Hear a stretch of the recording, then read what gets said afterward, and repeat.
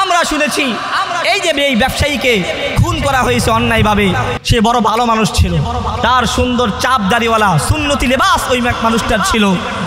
ওই মানুষ তার এলাকার মানুষের কাছে শুনেছি, সে যখন কোনো মানুষ অসুস্থ হয়ে হসপিটালে যাইতো, অপারেশনের টাকা না থাকতো, ওই ব্যক্তি হাসপাতালে নিজে গিয়ে অপারেশনের জন্য টাকা দিত। মসজিদ মাদ্রাসা গত কিছুদিন আগে তার এলাকায় এক মসজিদ হয়েছে, ওই মসজিদে সে 1 লক্ষ টাকা দান করছে। তার মেয়ে সাক্ষাৎকার দিছে, কোনো মেয়ের যদি বিবাহের জন্য তার বাবা মার কাছে টাকা না থাকতো, অসহায় মেয়েদের বিবাহের ব্যবস্থা সে করেছে। আজকে ওই সমস্ত জালেমরা বিভৎসভাবে ওই মানুষটাকে হত্যা করেছে।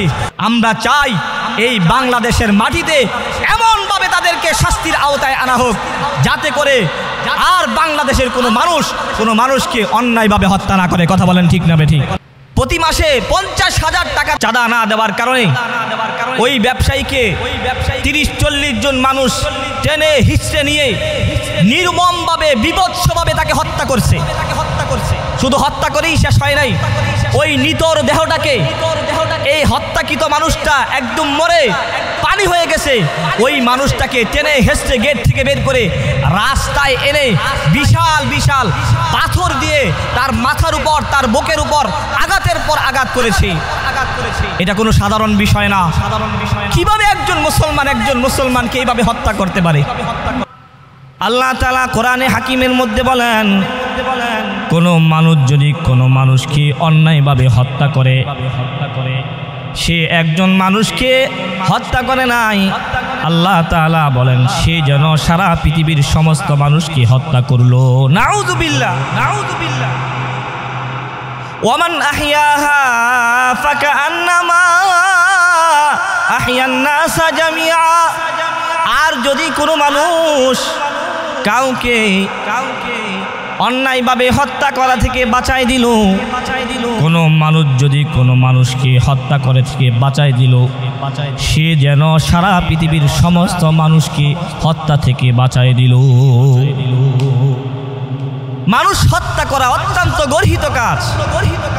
আল্লাহ তাআলা কিয়ামতের ময়দানে সর্বপ্রথম যেই বিচার কার্য করবেন, যেই সমস্ত গুনাহের কারণে, তার মধ্য থেকে অন্যতম সর্বপ্রথম দিক দিয়ে বিচার করবে মানুষ হত্যা। এই হাল জমানাতে আমাদের দেশে বিভিন্ন সময় একজন মানুষকে এরকম বিভৎসভাবে হত্যা করে যে হত্যাগুলো আইয়ামে জাহিলিয়াতকে হার মানায়। কথা বলেন ঠিক না বেঠিক? আমরা গতকালকে দেখেছি যে একজন ব্যবসায়ী, বাঙ্গালির ব্যবসায়ী, সে ঢাকায় একজন ব্যবসা করে, তার দোকানে আমাদের দেশের একটি রাজনৈতিক দলের লোকেরা তার কাছে চাঁদা চাইছে। প্রতি মাসে 50,000 টাকা দেওয়ার কথা তারা বলছে। ওই ব্যবসায়ী চাঁদা না দেওয়ার কারণে ওই ব্যবসায়ীকে 30-40 জন মানুষ টেনে হিচড়ে নিয়ে নির্মমভাবে বিভৎসভাবে তাকে হত্যা করছে। শুধু হত্যা করেই শেষ হয় নাই, ওই নিতর দেহটাকে, এই হত্যাকৃত মানুষটা একদম মরে পানি হয়ে গেছে, ওই মানুষটাকে টেনে হেঁচড়ে গেট থেকে বের করে রাস্তায় এনে বিশাল বিশাল পাথর দিয়ে তার মাথার উপর, তার বুকের উপর আঘাতের পর আঘাত করেছে। এটা কোনো সাধারণ বিষয় না। কিভাবে একজন মুসলমানকে এইভাবে হত্যা করতে পারে? তাদের হৃদয় কি একটুও দয়া মায়া নেই? এই হত্যা পৃথিবীর ইতিহাসের যত নির্মমতা আছে, সমস্ত নির্মমতাকে হার মানায়। আমরা আইয়ামে জাহিলিয়াতের কথা শুনেছি, নিজের কন্যা সন্তানকে জীবন্ত পতিত করার ঘটনা আমরা হাদিসের কিতাবে পড়েছি। কিন্তু এই যে ঘটনা, যে একজন মানুষকে হত্যা করার পর তার উপর পাথরের উপর পাথর নিক্ষেপ করতেছে, মাথায় পাথরের আঘাতে তার মাথার মগজ মাথা থেকে বের হয়ে গেছে, এতটুকুই ক্ষান্ত হয় নাই। এমনকি তারা রাস্তায় নিয়ে ওই মানুষটার বুকের উপর দাঁড়ায়া লাফায়া উল্লাস করতে দেখেছি। নাউযুবিল্লাহি মিন যালিক। এটা কোনো মানুষের কাজ হতে পারে না। কিভাবে সম্ভব? আল্লাহ তাআলা বলছেন যে ইন্নামা জাযাউল লাযীনা ইউহারিবুনাল্লাহা ওয়া রাসূলাহু ওয়া ইয়াসআউনা ফিল আরদি ফাসাদান আই ইউকাত্তালু আও ইউসাল্লাবু আও তুকাত্তা'আ আইদিহিম ওয়া আরজুলুহুম মিন খিলাফিন আও ইউনফাউ মিনাল আরদ। যারা জমিনে অন্যায়ভাবে ফিতনা ফাসাদ করে, অন্যায়ভাবে মানুষকে হত্যা করে, তাদের হত্যার প্রতিশোধ ইসলাম কিসাসের মাধ্যমে এইভাবে নিবে। আল্লাহ তাআলার বিধান হচ্ছে ওই মানুষকে হত্যা করা হবে, কতল করা হবে।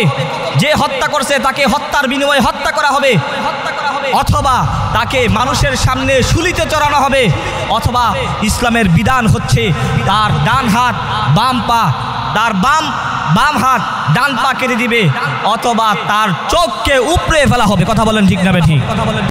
আল্লাহ তাআলা কোরআনে হাকিমের মধ্যে বলেন ওমান কাতালা নাফসান বিগাইরি নাফসিন আও ফাসাদিন ফিল আরদি ফাকান্নামা কাতালান নাসা জামিআ। যে ব্যক্তি একজন মানুষকে অন্যায়ভাবে হত্যা করলো, সে যেন সারা পৃথিবীর সমস্ত মানুষকে হত্যা করলো। আজকে আমরা আমাদের বাংলাদেশে দেখতেছি এমন এমন বিভৎসভাবে মানুষকে হত্যা করতেছে। মার হাতে সন্তান খুন, বাবার হাতে সন্তান খুন, সন্তানের হাতে বাবার খুন। কি যে এক আজীব অবস্থা! এই যে এক অন্যায় পাপাচার আমাদের সমাজের ভিতরে ঢুকছি।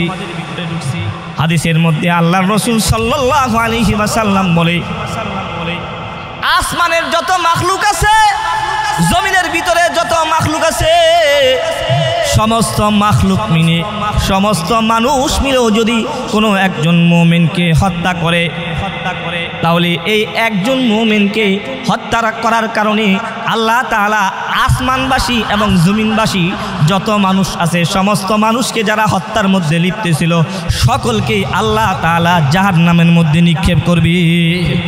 হাদিসের কথা। আমাদের সমাজে এমন হয়, এই যে আজকে ঢাকার মিটফুডে 40 জন 30 জন 40 জন মিলে একজন ব্যবসায়ীকে চাঁদা না দেওয়ার কারণে হত্যা করছে। আমরা তাদেরকে বলতে চাই, তোমরা যদি চাঁদা ছাড়া চলতে না পারো, তোমাদের দল যদি চাঁদা ছাড়া চলতে না পারে, তাহলে প্রয়োজনে তোমরা রাস্তায় নেমে ভিক্ষা করো, তারপরে মানুষের কাছে চাঁদা বানা ভিক্ষা করো। ভিক্ষাও মানুষ হত্যার চাইতে ভালো। তোমরা যদি এত দরিদ্রতা তোমাদের ভিতরে চলে আসে, তোমাদের যদি লজ্জা শরম থাকে, তাহলে কখনো মানুষের সামনে আর চাঁদা নেওয়ার জন্য যাবে না। আজকে বড় আফসোসের সাথে বলতে হয়, মানুষ মানুষকে এইভাবে, এই বিভৎসভাবে মানুষ মানুষকে কিভাবে হত্যা করে। সরকারে দো আলম হাবিবে কিবরিয়া রাসূল আরবি সাল্লাল্লাহু আলাইহি ওয়াসাল্লাম, আল্লাহ তাআলা আল্লাহর রাসূলকে সারা পৃথিবীর সমস্ত মানুষের জন্য রাহমাতুল লিল আলামিন হিসাবে আল্লাহ তাআলা পৃথিবীতে প্রেরণ করেছেন। শুধু মানুষের জন্য নয় রে, আল্লাহর রাসূল সাল্লাল্লাহু আলাইহি ওয়াসাল্লাম সমস্ত সৃষ্টিজীবের যত সৃষ্টিজীব আছে, সমস্ত সৃষ্টিজীবের জন্য রহমত হিসাবে প্রেরিত হয়েছে। ওই রাসূল হত্যার বিচার কেমন করেছে? আল্লাহর রাসূল সাল্লাল্লাহু আলাইহি ওয়াসাল্লামের দরবারে বুখারী শরীফের হাদিস, বুখারী এবং মুসলিম উভয় কিতাবের মধ্যে হাদিস আসছে। আল্লাহর রাসূল সাল্লাল্লাহু আলাইহি ওয়াসাল্লামের কাছে মদিনায় ওরাইনা গোত্রের কিছু লোক মুসলমান হইয়া আল্লাহর রাসূলের সাথে থাকা শুরু করছে মদিনায়। কিন্তু মদিনার আবহাওয়া তাদের অনুকূলে ছিল না। মদিনায় থাকার পর তারা পেটের রোগে আক্রান্ত হয়ে গেছে, তারা অসুস্থ হয়ে পড়েছে। সরকারে দো আলম হাবিবে কিবরিয়ার কাছে গেছে। আল্লাহর রাসূল সাল্লাল্লাহু আলাইহি ওয়াসাল্লাম তাদেরকে বলছি, তোমরা মদিনার বাইরে আমাদের বাইতুল মালের কিছু ওট আছে, রাখালরা ওই ওটগুলোকে চড়ায়, রাখালরা ওই উটগুলোকে পালে লালন পালন করে। তোমরা ওই মদিনার বাইরে চলে যাও, ওই ওটের দুধ এবং প্রস্রাব তোমরা খাও, তাহলে তোমরা তোমাদের পেটের যে রোগ আছে এটা তোমরা সুস্থ হয়ে যাবে। সরকারে দো আলম হাবিবে কিবরিয়া ওই ওরাইনা গোত্রের লোকদেরকে মদিনার বাইরে পাঠিয়ে দিলেন। ওই ওরাইনা গোত্রের ওই সমস্ত লোকগুলো মদিনার বাইরে গিয়ে তারা সদকার জাকাতের যে উটগুলো আছে ওই ওটের দুধ পান করলেন, ওই উটের প্রস্রাব পান করলেন। আল্লাহর রাসূল সাল্লাল্লাহু আলাইহি ওয়াসাল্লাম দুনিয়ার সমস্ত ডাক্তারের ডাক্তার, আল্লাহর রসুলের থিওরি অনুযায়ী যখন ওটের দুধ এবং প্রস্রাব তারা পান করছে, সাথে সাথে তাদের পেটের রোগ ভালো হয়ে গেছে। সুবহানাল্লাহ।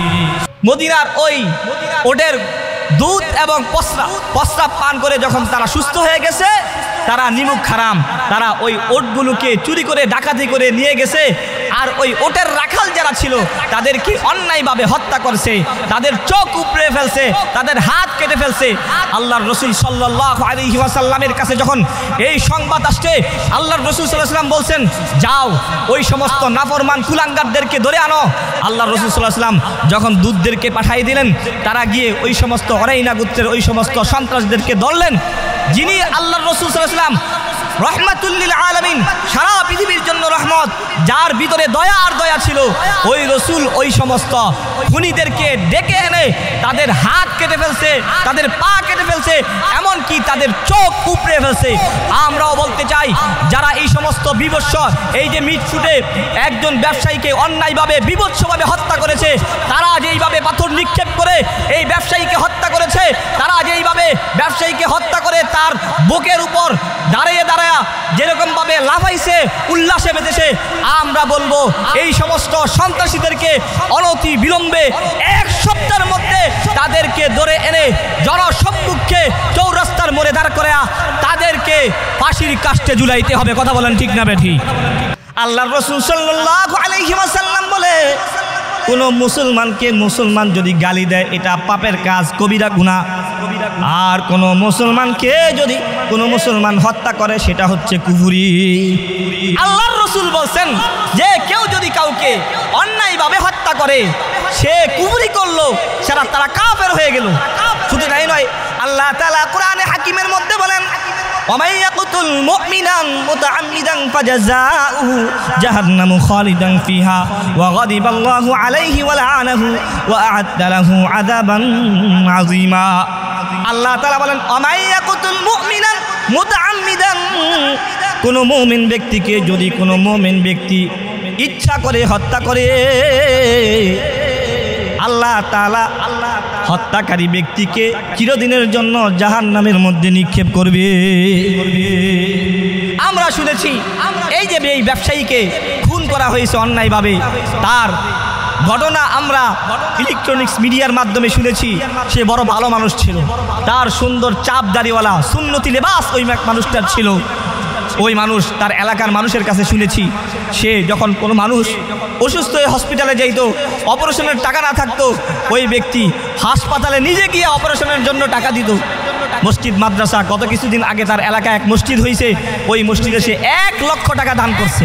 তার মেয়ে সাক্ষাৎকার দিছে, কোনো মেয়ের যদি বিবাহের জন্য তার বাবা মার কাছে টাকা না থাকতো, অসহায় মেয়েদের বিবাহের ব্যবস্থা সে করেছে। আজকে ওই সমস্ত জালেমরা বিভৎসভাবে ওই মানুষটাকে হত্যা করেছে। আল্লাহর আদালতে তাদেরকে ধরা খেতেই হবে। আমরা চাই এই বাংলাদেশের মাটিতে এমনভাবে তাদেরকে শাস্তির আওতায় আনা হোক, যাতে করে আর বাংলাদেশের কোনো মানুষকে অন্যায়ভাবে হত্যা না করে। কথা বলেন ঠিক না বেঠিক?